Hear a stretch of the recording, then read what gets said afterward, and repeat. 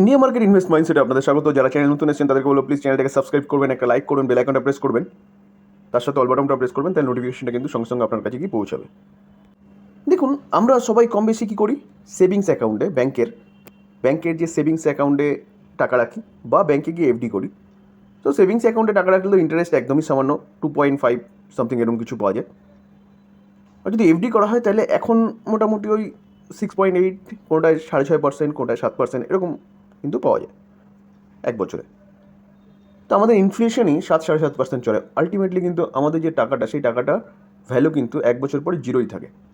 কারণ এক বছর আগে বা আজকে যদি কোনো একটা জিনিসের দাম যদি 100 টাকা থাকে, তাহলে এক বছর পরে সেই জিনিসের দাম 7.5% যদি ইনফ্লেশন যোগ করা হয় তাহলে 107 টাকা। তো আমার টাকাটাও কিন্তু 107 টাকা হচ্ছে। তো সেই জায়গায় দাঁড়িয়ে এফডি করা মানে হচ্ছে পুরো বোকামো। সেভিংস অ্যাকাউন্টে তো কোনো প্রশ্নই আসে, টাকার ভ্যালু আরও কমে যাবে।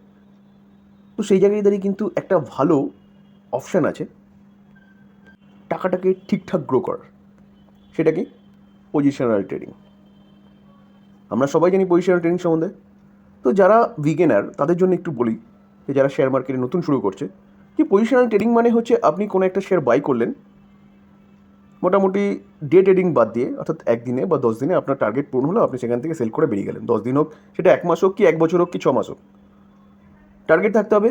যেটা আমি রাখি 15-20%, এরকম একটা টার্গেট রাখি।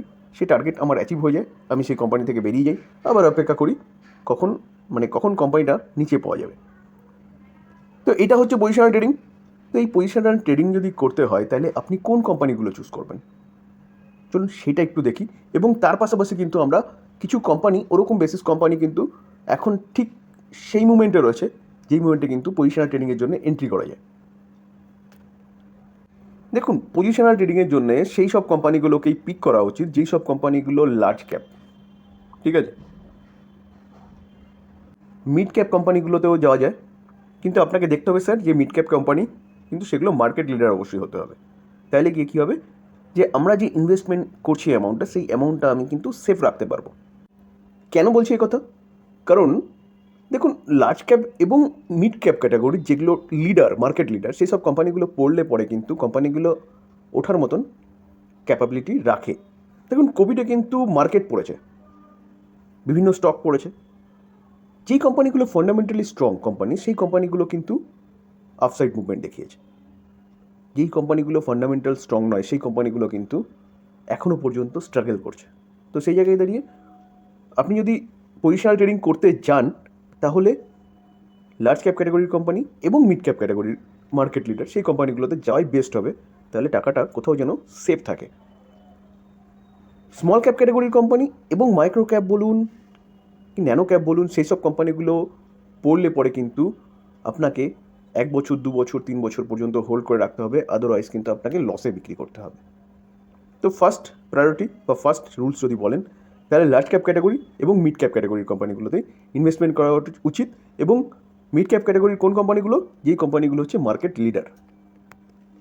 সেকেন্ড নিয়ম যদি বলেন, তাহলে যেই কোম্পানিতে আপনি ইনভেস্টমেন্ট করছেন, সেই কোম্পানি অবশ্যই কিন্তু ফান্ডামেন্টাল স্ট্রং কোম্পানি হতে হবে। ফান্ডামেন্টাল স্ট্রং কোম্পানি হলে কী হবে, সেই কোম্পানিগুলোর হয়তো কোয়ার্টার রেজাল্ট খারাপ হয়েছে, বা কোম্পানিগুলোর সার্টেন কোনো একটা নিউজ এসছে, বা মার্কেট নিচে পড়েছে। তো এইসব কারণে যদি কোম্পানিগুলো নিচে আসে, তাহলে কোম্পানিগুলো কিন্তু রিকভারি করতে পারবে। তো ফান্ডামেন্টালটা অবশ্যই কিন্তু আপনাকে দেখতে হবে। তাহলে সেকেন্ড নিয়ম হচ্ছে, আমি পজিশনাল ট্রেডিংয়ে যাব সেই সব কোম্পানিগুলোতে যেসব কোম্পানিগুলো অবশ্যই ফান্ডামেন্টালি স্ট্রং। থার্ড রুলস যদি বলেন, তাহলে আপনি যেই কোম্পানিতে যখন পিটি করবেন, তখন কিন্তু আপনাকে দেখতে হবে সেই কোম্পানিগুলো যেন অ্যাটলিস্ট 15-20% ডিসকাউন্টে পাওয়া যাচ্ছে। এবং তার সাথে কিন্তু আপনি কারণটা অবশ্যই জেনে নেবেন যে কোম্পানিটা কেন ডিসকাউন্টে পাওয়া যাচ্ছে। তো দেখুন, আমি যদি দেখি তাহলে দেখা যাবে যে এই যে কোম্পানি, আমি ইনফোসিসের চার্ট খুলেছি। তো ইনফোসিস কোম্পানিটা হচ্ছে ইউক্রেন রাশিয়া যুদ্ধের পরে কিন্তু নিচে এসেছিলো, 1957 থেকে নিচে এসেছিলো, অ্যাপ্রক্সিমেট 1200-তে চলে এসেছিলো, ঠিক আছে। দেখুন, 1223-এ চলে এসেছিলো। তো কোম্পানিটা প্রায় 40% কিন্তু ডিসকাউন্টে এসেছিলো। তো সেই কোম্পানিটা কিন্তু এতটা ডিসকাউন্টে এসছে। কোম্পানিটা হচ্ছে কি ফান্ডামেন্টাল স্ট্রং কোম্পানি, আইটি সেক্টরের সেকেন্ড লার্জেস্ট কোম্পানি ইন্ডিয়ার মধ্যে এবং ওয়ার্ল্ডের থার্ড লার্জেস্ট কোম্পানি। তো সেই কোম্পানি যখন এতটা ডিসকাউন্টে পাওয়া যাচ্ছে, তো সেই জায়গায় দাঁড়িয়ে পিটি করার জন্য কিন্তু বেস্ট। মোটামুটি 15-20% ডিসকাউন্টে পাওয়া গেলে সেই কোম্পানিতে ফার্স্ট ইনস্টলমেন্ট আপনি ইনভেস্টমেন্ট করতে পারেন পিটির জন্য। তার পাশাপাশি যদি ওখান থেকে আরও নিচে আসে তখন এবার আস্তে আস্তে অ্যাড করতে থাকবেন, এভারেজ করবেন যাতে আপনার বাইং প্রাইসটা আরও নিচে আসে। এবার আপনার কী করতে হবে, অপেক্ষা করতে হবে, এবং তার পাশাপাশি কিন্তু অবশ্যই কারণটাও জানতে হবে কোম্পানিটা কেন নিচে আসছে। যেমন ইয়েস ব্যাঙ্ক নিফটি 50-র একটা পার্ট ছিল, নিচে এসছে, সেই রকম কোম্পানিতে গেলে কিন্তু আপনার টাকা জলে যাবে। কারণটা জানতে হবে। যেমন এই কোম্পানিটা নিচে আসার পিছনে কারণ কী ছিল? কারণ ছিল কি? ইনফ্লেশন। এই কোম্পানিগুলো অর্থাৎ আইটি সেক্টরের কোম্পানিগুলো 90% বিজনেস হচ্ছে ইউরোপের দেশগুলো থেকে এবং নর্থ আমেরিকার দেশগুলো থেকে। তো সেখানে যখন ইনফ্লেশন চরমে ছিল, তো সেখানকার কোম্পানিগুলো, যেসব কোম্পানিগুলোকে এই কোম্পানি অর্থাৎ আইটি সেক্টরের কোম্পানিগুলো সার্ভিস প্রোভাইড করে, সেই সব কোম্পানিগুলো কিন্তু হচ্ছে তাদের কস্ট কাটিং করছিল, যেহেতু ইনফ্লেশন এত ছিল। তো এটা স্বাভাবিক, সব জায়গায় কিন্তু একই জিনিস দেখা যায়। এই কোম্পানিগুলোর অর্থাৎ আইটি সেক্টরের কোম্পানিগুলোর কিন্তু অর্ডার কমে গেছিলো, যার জন্য এদের প্রফিটেবিলিটি বলুন, রেভিনিউ বলুন কমে গেছিলো, যার জন্য এই কোম্পানিটা কিন্তু নিচে এসেছিলো। আমরা 1 বছরের চার্ট খুলেছি বলে তাই জন্য এখানে 1600 থেকে দেখাচ্ছে। তো এই হচ্ছে কারণ। তো এটা কিন্তু পার্মানেন্ট কারণ নয়, কারণ ইনফ্লেশন কন্ট্রোলে চলে আসলে আবার কোম্পানিগুলো অর্ডার আসবে এবং কোম্পানিগুলো কিন্তু আবার ওপরের দিকে ছুটবে। তা আমি সেই সময় যখন কোম্পানিগুলো নিচে এসেছিলো, অর্থাৎ এই আইটি সেক্টরের কোম্পানিগুলো নিচে এসেছিলো, তখন কিন্তু আমি আপনাদের সাথে অনেকবার ডিসকাশন করেছিলাম যে এই কোম্পানিগুলো কিন্তু বাই করার সুবর্ণ সুযোগ। তো সেইখান থেকে যদি দেখেন তাহলে দেখলে দেখা যাবে, দেখুন যদি এরকম জায়গায় কেউ বাই করে থাকে তাহলে এখন কিন্তু প্রায় 38-40% কিন্তু একটা প্রফিটের রয়েছে।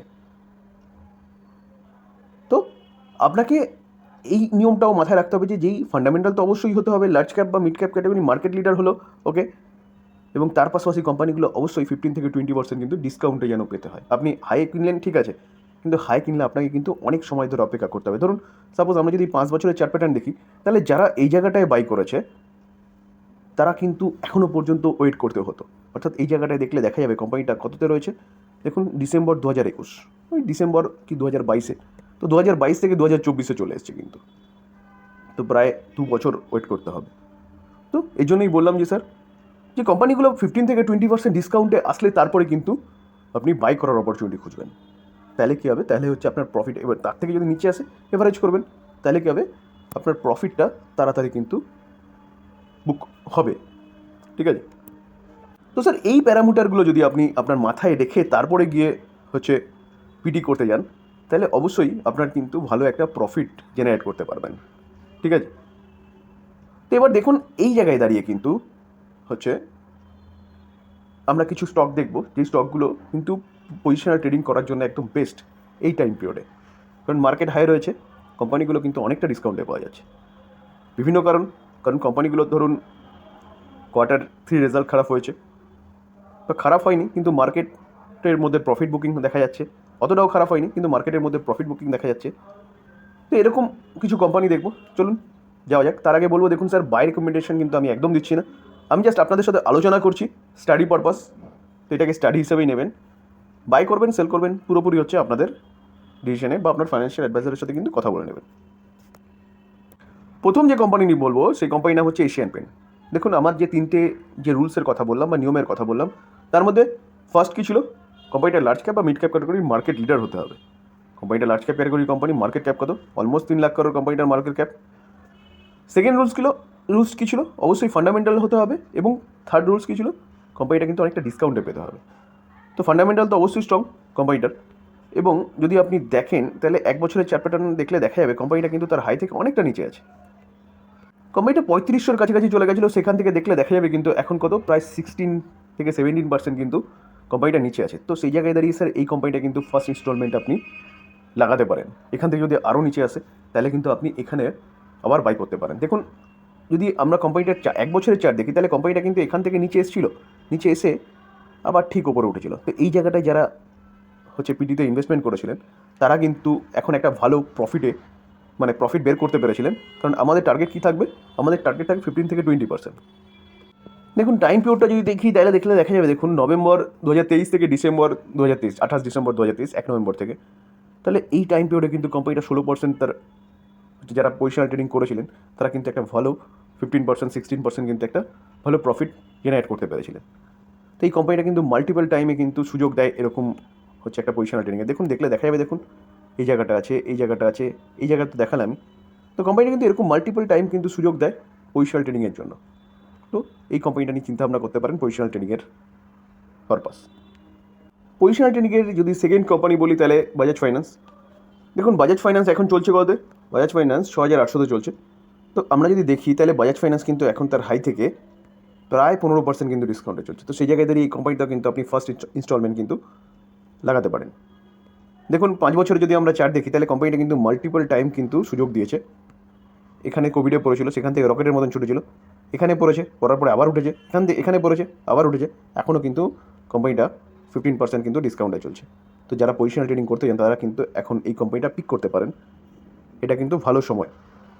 কোম্পানিটা ফান্ডামেন্টাল স্ট্রং কোম্পানি, তার পাশাপাশি মার্কেট লিডার, এবং কোম্পানিটা কিন্তু ডিসকাউন্টে পাওয়া যাচ্ছে।